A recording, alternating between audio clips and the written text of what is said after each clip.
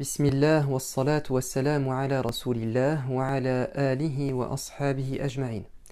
Voilà, je voudrais dans cette vidéo parler des occupations, des activités que l'on pourrait proposer à nos enfants pendant cette période des grandes vacances. Tout d'abord, il faut prendre conscience que si nous n'occupons pas nos enfants, ils vont être occupés par des choses qui ne sont pas forcément positives, utiles pour eux.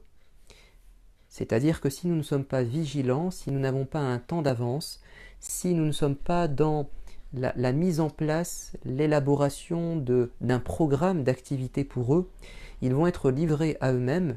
Et vous savez qu'un enfant, par facilité, par naïveté, il est souvent attiré par des choses que la société propose et qui sont extrêmement alléchantes et attirantes, qui, au meilleur des cas, seront un divertissement, peut-être une perte de temps, et au pire des cas, qui sera nocif. C'est-à-dire qu'ils peuvent se retrouver à jouer à des jeux vidéo qui vont à terme avoir un impact sur leur santé physique, leur santé psychologique, leur santé morale. Ils peuvent également développer une forme d'individualité et de renfermement et se couper du monde réel, à trop vivre dans le virtuel, ne plus être dans la sociabilité, au moins avec leur famille, parce qu'ils ont créé une forme de sociabilité virtuelle avec des gens qui jouent avec eux en réseau. Ils peuvent se retrouver sur des réseaux sociaux à livrer leur intimité, à ne plus savoir la frontière entre vie publique et vie privée, ce qui peut être dangereux. Ils peuvent tomber dans le voyeurisme, c'est-à-dire cet appétit, cette envie, cette curiosité excessive à vouloir connaître la vie des autres, à suivre la story des autres. Ils peuvent tomber dans le narcissisme, c'est-à-dire toujours vivre dans l'apparence, dans la publicité de soi. Ils peuvent vivre dans une forme de schizophrénie, c'est-à-dire une double vie, une double personnalité, une qui est créée de toutes pièces à travers les écrans, les réseaux sociaux, une autre dans la réalité, qui n'est pas en phase. Ils peuvent être dans une forme de schizophrénie entre ce qu'ils montrent d'eux en apparence et ce qu'ils sont réellement. Bref, si nous ne sommes pas là pour les accompagner, voire même pour les devancer dans les occupations, surtout dans ce qui relève du loisir, du divertissement, de la distraction, on peut être très vite dépassé, parce qu'on ne maîtrise pas encore ces outils assez en tant que parent, et puis on peut également en payer un peu les frais, parce que voilà, il y a beaucoup de choses qui peuvent contrevenir à notre éducation. Il y a une étude que j'ai entendue de la part d'un sociologue il y a une dizaine d'années. Alors je pense qu'elle est d'autant plus vraie aujourd'hui, parce que la tendance est vers une accentuation de ce phénomène dont je vais vous parler. Ça s'est passé au Canada, donc un groupe de chercheurs a voulu estimer le temps de qualité familiale dans une famille moyenne au Canada. Donc après avoir interrogé plusieurs familles, le résultat est assez alarmant. C'est que le temps de qualité familiale, donc le temps que passent les parents avec leurs enfants à échanger, à communiquer, à éduquer leurs enfants, à vivre quelque chose d'authentique et de fort, de positif, ça se résume à environ 1 heure par semaine, donc 10 minutes par jour. C'est évidemment trop peu pour éduquer ses enfants, pour les protéger, pour les aimer. Il faudrait passer plus de temps. Donc la première des choses que je tiens à dire, c'est que pendant les vacances, nous devons faire en sorte de dégager du temps pour nos enfants, parce que c'est un moment où ils sont libres. Et s'ils sont libres et que nous ne sommes pas libres, il va y avoir un fossé entre nous et eux. Alors vous allez me dire, mais je ne peux pas prendre 2 mois de vacances. Oui, évidemment que le mari et la femme ne peuvent pas prendre 2 mois de vacances. Ça paraît compliqué. Donc déjà, peut-être prendre un peu de vacances durant cette période. Si tous les deux travaillent, faire en sorte que ça soit peut-être pas en même temps. Après, si on veut passer des vacances ensemble, dans ce cas-là, on prend ça en même temps pendant les grandes vacances. Peut-être que il faudrait penser à trouver un équilibre et à ce que l'un des deux, l'homme ou la femme, prenne non pas des congés, mais qu'il arrête de travailler pendant un certain moment. J'entends par là qu'il mette en pause sa carrière, ses ambitions matérialistes, dans l'intérêt de ses enfants. Ça peut parfois être nécessaire. Et est-ce que ça ne serait pas quelque chose de suffisant pour changer de travail ou mettre une pause dans sa carrière, c'est-à-dire l'intérêt de nos enfants? Évidemment que oui, parce que sinon... Alors, quand on met en pause sa carrière, c'est évidemment pour préparer la carrière de nos enfants. Si on fait un sacrifice pour soi, c'est pour que nos enfants soient épanouis. Et si on s'est marié et qu'on a eu des enfants, c'est évidemment parce qu'on est prêt à faire ces sacrifices. Donc à un moment donné, il faudrait peut-être, dans la vie de couple, qu'on se mette d'accord sur les priorités et sur qui doit faire des sacrifices ou qui doit faire plus de sacrifices que l'autre. Bon, restons dans le cas le plus général, c'est que un homme travaille, l'épouse ne travaille pas, ou bien l'homme et la femme ont pris des vacances pour leurs enfants. Qu'est-ce qu'on peut proposer à nos enfants pendant ces vacances? Alors, il y a évidemment des choses qui sont proposées par la société. Ça peut être des camps de vacances, ça peut être du scoutisme, ça peut être une colonie. Enfin, oui, à voir si c'est quelque chose de bon, quelque chose de sain. Oui. Donc ça, c'est une première des choses. Deuxième chose, qu'est-ce que je peux leur proposer à la maison? Qu'est-ce que je peux leur proposer? Alors partir en vacances, ça serait l'idéal, ensemble, mais si je dois rester chez moi, qu'est-ce qu'à la maison, entre quatre murs ou dans un petit jardin, je peux leur proposer? Alors, évidemment que vous avez des choses à l'extérieur, comme des terrains de jeu, des aires de jeu couvertes ou ouvertes. Vous avez des médiathèques, bibliothèques, vous avez pas mal de choses qui sont proposées par la société, et ça, je pense que vous les connaissez, et je ne vais pas m'étaler sur ça. Qu'est-ce que moi, je peux proposer à la maison? Première des choses, c'est que sûrement dimanche prochain, nous allons entrer dans les premiers jours de Dhul Hijjah, le mois sacré du pèlerinage. Le 10e jour correspond à la fête de l'Aïd, la fête du sacrifice. Les 9 jours qui précèdent la fête de l'Aïd, ce sont les meilleurs jours de l'année où nous pouvons faire du bien. Ce sont les jours où Dieu préfère le plus que nous faisions du bien. Les bonnes œuvres sont les plus agréables à Dieu durant cette période. Donc il faut absolument, mais vraiment, que nous ne rations pas cette occasion, cette opportunité pour faire du bien en famille. Il faut dès maintenant penser à un programme. Un programme de bonnes actions. Évidemment, il y a les bonnes actions classiques. La prière, à son heure, en groupe, peut-être la prière nocturne. Le jeûne, surtout la veille du jour de l'Aïd, le jour de Arafat. Jeûner ce jour-là, ça pardonne 1 an de péché passé, 1 an de péché futur. Vous avez les invocations, vous avez les sadaqat, c'est-à-dire les aumônes, rendre visite à des gens malades, à sa famille. Et pourquoi pas, pendant ces 10 jours, parce que tout ça, finalement, ça ne prend pas toute une journée, pourquoi pas se dire cette année, pendant ces 10 jours, je vais tenter de lire la vie du prophète avec mes enfants. J'achète un livre adapté aux enfants, ou bien un livre pour adultes, et puis moi, je lis la veille, et puis je raconte le lendemain avec mes mots. Pourquoi pas regarder une série, ça peut être la série Omar avec mes enfants, mais je la regarde auparavant, je lis les sous-titres en français pour pouvoir expliquer. Pourquoi pas revoir la vie du prophète, le message? Pourquoi pas regarder un dessin animé sur la vie du prophète? Pourquoi pas me dire que pendant ces jours-là, je vais tenter avec mes enfants d'apprécier certaines qualités, certains attributs divins, comme la puissance de Dieu, et je vais donc étudier les catastrophes naturelles. Je vais regarder chaque jour des émissions, des reportages, des documentaires sur la force du vent, les ouragans. Dieu en parle dans le Coran, et il prouve que ça fait partie de sa puissance. Un autre jour, ça sera les volcans, les montagnes, ça sera les tremblements de terre, les invasions d'insectes, un phénomène qu'on oublie mais qui existe, qui peut provoquer des catastrophes, enfin, c'est une catastrophe naturelle. À un moment donné, je peux m'intéresser aux inondations, à la sécheresse, et tout ce que je viens de vous dire, c'est dans le Coran.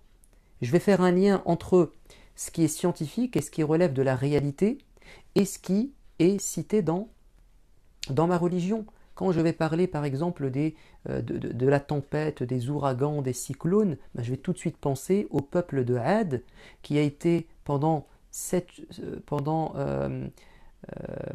nuits et 8 jours, ils ont été, s'est abattu sur eux un vent impétueux qui a tout détruit. Je vais faire donc un lien. Si je parle des inondations, ben je vais tout de suite penser au déluge à l'époque de Noé, mais aussi à l'inondation du Nil à l'époque de Pharaon. Quand je vais parler par exemple du feu, les incendies, eh ben, je vais penser au feu de l'enfer par exemple, je vais faire un lien avec. Lorsque je vais penser ou parler avec mes enfants ou regarder des émissions au sujet des tremblements de terre, eh ben, je vais tout de suite penser à Corée, Qarun, qui a été englouti par la terre, peut-être au peuple de Moïse qui a subi un tremblement de terre et dû a soulever une montagne au-dessus d'eux. Je vais, si je parle des invasions d'insectes, ben, je vais tout de suite penser évidemment aux plaies d'Égypte avec les invasions de batraciens, les grenouilles, mais aussi les poux, mais aussi les criquets, les sauterelles. Donc je vais faire un lien entre des contenus intéressants, disponibles et faciles d'accès sur Internet et qui vont prendre du temps, regarder des émissions, et c'est quelque chose, ce sont des écrans, mais les écrans peuvent être un moyen magnifique de transmission d'informations, et on ne serait même pas capable d'avoir l'impact qu'a une émission sur nos enfants, mais je fais un lien avec la religion. Comme ça, je suis dans l'adoration. Je peux très bien me dire, là j'ai étudié la puissance de Dieu, je vais étudier maintenant la miséricorde de Dieu à travers le monde animal, la relation entre les petits et leur maman dans le monde animal, l'entraide des animaux, vous avez plein d'émissions qui parlent de ça. Je vais parler du langage animal, les fourmis ont un langage, vous avez l'histoire de Salomon, et je vais regarder. Donc je fais un lien, vous avez compris l'idée, je fais un lien entre un contenu qui est disponible sur Internet, qui est positif, qui est scientifique, qui va développer la curiosité intellectuelle chez mon enfant, et je vais faire moi en tant que parent le lien avec la religion pour que ça soit non pas une simple distraction mais une adoration. Autre chose que l'on pourrait faire, c'est, je vous ai dit, lire la vie du prophète, peut-être la vie des compagnons. Vous avez des très beaux livres sur la vie des compagnons que vous pouvez commander, recevoir, et puis vous lisez ça avec vos enfants. Pourquoi pas compléter ça avec des vidéos que vous trouvez de prédicateurs francophones qui vous parlent de la vie du prophète ou de la vie des compagnons. Si vous voulez, je peux même vous renvoyer vers des vidéos que j'ai faites personnellement sur ma chaîne YouTube. Si vous tapez Othman Ekioussen, vous avez une chaîne YouTube où j'ai fait des vidéos pour des enfants. Vous en avez plus de 200, peut-être même 300, donc ça fait quand même beaucoup de vidéos. Vous pouvez vous inspirer de ces vidéos, les montrer à vos enfants, et puis faire des activités en lien avec ça. Alors justement, activités, vous avez visionné des films, des reportages, des dessins animés. Il ne faut pas rester que dans la consommation passive ou intellectuelle. Il faut aussi que le corps s'épanouisse durant ces vacances. Pourquoi pas faire des activités physiques en lien avec un contenu religieux. Donc se balader en forêt, partir à la plage, travailler dans le jardin. Si vous avez un jardin, profitez de cette parcelle de terre pour l'exploiter et travailler la terre, et ça va donner de l'occupation saine à vos enfants, un potager. Il faut comprendre comment la terre est généreuse, comment une graine peut donner 700 graines, c'est une image du Coran, comment Dieu fait revivre la terre morte, et ça rappelle la résurrection. Vous allez évidemment faire aimer à vos enfants la nature, aimer à vos enfants, ils vont avoir conscience de la météo, parce qu'il faut arroser les plantes, et puis quand il pleut, ben, on est tranquille, et ben Dieu, par sa miséricorde, il nous a épargné ce travail. Vous allez voir les insectes dans la terre, vous allez manger ce qui est bon, ce qui est bio, ils vont comprendre la valeur de la nourriture, la valeur des petites choses, l'écologie. Si vous n'avez pas de jardin, eh ben vous avez parfois dans certaines villes des potagers publics, des poulaillers publics, ou bien vous allez visiter une ferme. Faites-vous un programme de visite des fermes autour de vous, des zoos, des parcs naturels. Profitez de cette chance que nous avons dans notre pays, de ces parcs accessibles, de ces réserves naturelles, de ces fermes ouvertes au public.